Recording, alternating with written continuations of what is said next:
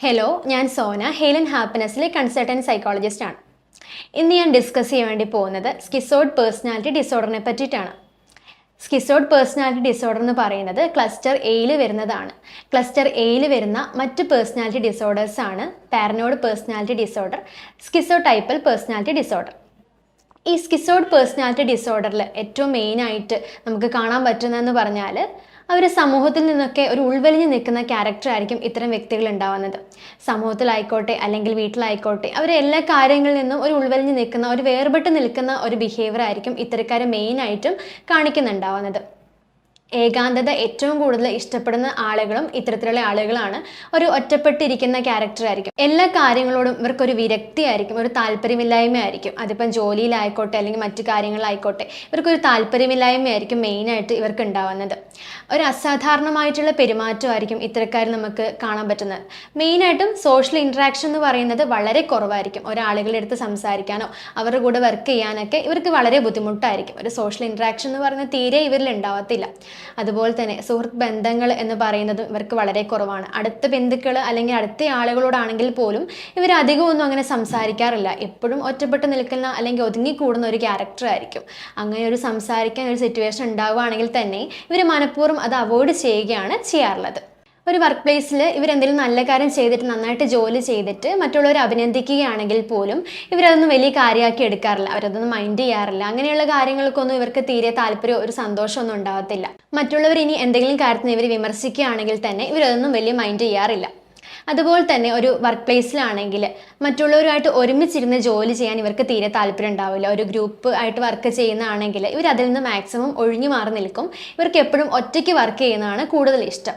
അതുകൊണ്ട് തന്നെ ഇവർ നൈറ്റ് ഷിഫ്റ്റ് ഒക്കെയാണ് കൂടുതൽ എടുക്കാറുള്ളത്. അതാകുമ്പോൾ ആരെയും അധികം ആൾക്കാരെ കാണേണ്ട ആവശ്യമില്ല, അവരോട് ജോലി ചെയ്യേണ്ട ആവശ്യമില്ല, ഒറ്റയ്ക്കിരുന്ന് ചെയ്യാലോ എന്ന് വിചാരിച്ച് അത്രയ്ക്കും ആളുകളുമായിട്ട് ഒരു കമ്മ്യൂണിക്കേഷൻ ഇല്ലാത്ത ആളുകളായിരിക്കും ഇത്തരത്തിലുള്ള സ്കിസോയിഡ് പേഴ്സണാലിറ്റി ഡിസോർഡർ ഉള്ള വ്യക്തികൾ. ഇനി ഇവർ ചെയ്യുന്ന ജോലിയിലാണെങ്കിൽ തന്നെ ചില സമയത്ത് ഇവർക്ക് സാറ്റിസ്ഫാക്ഷൻ ഉണ്ടാവത്തില്ല, ഒരു സംതൃപ്തി ഉണ്ടാവത്തില്ല.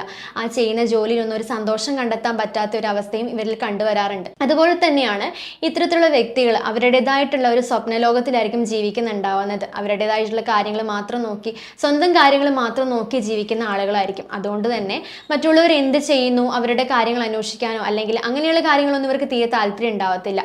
എമ്പതി എന്ന് പറയുന്നത് ഇവരിൽ തീരെ ഉണ്ടാവത്തില്ല. ഇവർക്കുള്ള ഇമോഷൻസ് ഒക്കെ ഇവർ വളരെ കുറവായിട്ടായിരിക്കും എക്സ്പ്രസ് ചെയ്യുന്നുണ്ടാവുന്നത്. ഇപ്പോൾ ഒരു സന്തോഷമായിക്കോട്ടെ അല്ലെങ്കിൽ ഒരു സങ്കടം ആയിക്കോട്ടെ അതൊന്നും മറ്റുള്ളവരുടെ മുന്നിൽ എക്സ്പ്രസ് ചെയ്യാനും ഇവർക്ക് തീരെ താല്പര്യം ഉണ്ടാവത്തില്ല. മറ്റുള്ളവരിൽ നിന്ന് ഒരു ഒതുങ്ങിക്കൂടുന്ന ക്യാരക്ടർ ആയതുകൊണ്ട് തന്നെ ഇവർക്കിപ്പോൾ എവിടെയെങ്കിലും പുറത്തൊക്കെ പോകണമെങ്കിൽ തന്നെ ഇവർ ഒറ്റയ്ക്കായിരിക്കും പോകുന്നത്. ആരെ ആശ്രയിക്കാനുള്ള ഒരു ചാൻസും ഇവരിൽ ഉണ്ടാവുന്നില്ല. നേരത്തെ പറഞ്ഞ പോലെ തന്നെ ക്ലോസ് ഫ്രണ്ട്സ് ഒക്കെ ഇവർക്ക് വളരെ കുറവായിരിക്കും. അത്ര അടുത്ത ബന്ധുക്കാരോട് മാത്രമേ ഇവർ കുറച്ചെങ്കിലും സംസാരിക്കുന്നുണ്ടാവത്തുള്ളൂ.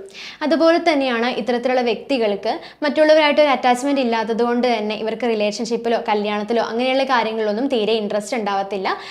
ഇവർ ചിരിക്കുന്നതൊക്കെ തന്നെ വളരെ റെയർ ആയിട്ടായിരിക്കും. അങ്ങനെ ചിരിക്കണമെങ്കിൽ തന്നെ അവർക്ക് അത്രയ്ക്ക് ഇഷ്ടപ്പെട്ട ഒരു സാഹചര്യം വന്നിട്ടുണ്ടെങ്കിൽ മാത്രമേ അവരങ്ങനെ സന്തോഷം കണ്ടെത്താറുള്ളൂ. വളരെ ചില കാര്യങ്ങളിൽ മാത്രമേ അവർ സന്തോഷം കണ്ടെത്താറുള്ളൂ എന്നതാണ് ഇവരുടെ മറ്റൊരു പ്രധാനപ്പെട്ട കാര്യം എന്ന് പറയുന്നത്. നേരത്തെ പറഞ്ഞ പോലെ തന്നെ ഇവർക്ക് ഒറ്റപ്പെട്ടിരിക്കാനാണ് ഭയങ്കര ഇഷ്ടം. അതുകൊണ്ട് വീട്ടിലാണെങ്കിലും ഒരു ഫുഡ് കഴിക്കുന്ന സമയത്ത് എല്ലാവരും ഒരുമിച്ചിരിക്കുന്ന സമയത്ത് ഇവർ തന്നെ മാറി ഇരുന്നിട്ടൊക്കെയാണ് മെയിനായിട്ടും കഴിക്കാറുള്ളത്. ഇനിയിപ്പോൾ ജോബ് പ്ലേസിലാണെങ്കിലും ഫ്രണ്ട്സ് എല്ലാം കൂടെ നിന്ന് വർത്താനം പറയുമ്പോഴാണെങ്കിലും ഇവർ അതിൽ നിന്നെല്ലാം ഒഴിഞ്ഞു മാറി ഒറ്റപ്പെട്ട് നിൽക്കുന്ന ഒരു ക്യാരക്ടറാണ് മെയിനായിട്ടും ഇവരിൽ കണ്ടുവരാറുള്ളത്. ഇത്തരക്കാരിൽ ഇങ്ങനത്തെ പ്രശ്നങ്ങൾ നമ്മൾ കുട്ടിക്കാലത്ത് തന്നെ കണ്ടുവരാറുണ്ട്. കുട്ടിക്കാലത്ത് തന്നെ ഇവർക്ക് ഇങ്ങനത്തെ ലക്ഷണങ്ങൾ ഇവർ കാണിച്ചു തുടങ്ങാറുണ്ട്.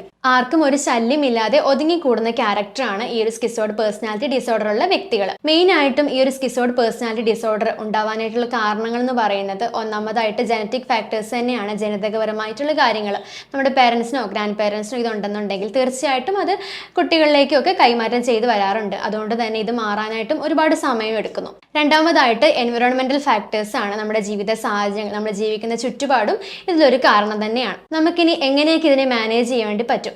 മെയിനായിട്ട് നമ്മൾ സ്വയം ഡയഗ്നോസ് ചെയ്യാതിരിക്കുകയാണ് വേണ്ടത്. അതുപോലെ തന്നെ സൈക്കോതെറാപ്പി, കോഗ്നിറ്റീവ് ബിഹേവിയർ തെറാപ്പി ഒക്കെ നമ്മൾ ചെയ്യാറുണ്ട്. ഇനി ഡിപ്രഷൻ, ആൻസൈറ്റി ഒക്കെ റെഡ്യൂസ് ചെയ്യുന്ന ആൻറ്റി ഡിപ്രസൻസും കൊടുക്കാറുണ്ട്. ഗ്രൂപ്പ് തെറാപ്പിയിലൊക്കെ മാക്സിമം ഇൻവോൾവ് ചെയ്യുന്നത് നല്ലതാണ്. നിങ്ങൾക്കോ നിങ്ങളുടെ ഫ്രണ്ട്സിനോ ആർക്കെങ്കിലും ഈ ഒരു പ്രശ്നം കൊണ്ട് ബുദ്ധിമുട്ടുന്നുണ്ടെങ്കിൽ തീർച്ചയായിട്ടും നല്ലൊരു മെൻ്റൽ ഹെൽത്ത് പ്രൊഫഷനെ കണ്ട് അവരുടെ ഹെൽപ്പ് ചോദിക്കാനെയാണ് വേണ്ടത്. വീണ്ടും അടുത്ത ഇൻഫോർമേറ്റീവ് ആയിട്ടുള്ള വീഡിയോ ആയിട്ട് കാണാം. Thank you.